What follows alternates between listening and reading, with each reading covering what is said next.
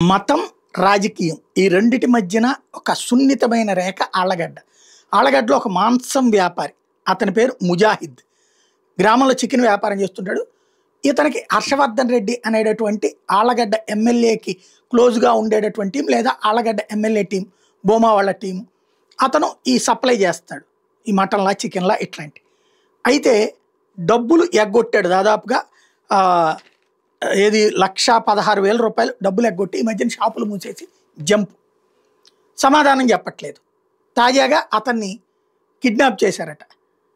తర్వాత అతన్ని 2 రోజుల పాటు కిడ్నాప్ చేసి ఉంచితే అతను వాళ్ళ బ్రదర్తో మాట్లాడి 40,000 ముందు ఇచ్చి వదిలించుకుని మిగతా తెచ్చిస్తానని చెప్పి వెళ్ళి ఆ తర్వాతన పోలీస్ కేసు పెట్టాడు. ఇక్కడ ఆళ్లగడ్డ ఎమ్మెల్యే వర్గీయులు మీదన కేసు పెట్టారు అన్నటువంటిది తాజా అంశం. ఇందులో మతాన్ని అడ్డం పెట్టుకుని తన దొంగతనాన్ని లేదా తను ఇవ్వాల్సిన డబ్బులు ఎగ్గొట్టడం అతను చేసిన పని. మతంతో సంబంధం లేకుండా నా డబ్బులు నాకు ఇవ్వమని అడిగితే ఇవ్వకపోతే రాజకీయాన్ని అడ్డం పెట్టుకుని అతన్ని నిర్బంధించడం చేసిన పని ఇతను. ఇటిట్లో నైతికత ఎవరిది అంటే ఇద్దరిలోనూ నైతికత ఉంది, ఇద్దరిలోనూ అనైతికత ఉంది. ఇది ఆళ్లగడ్డ ఉదంతం చెప్తున్న పాఠం.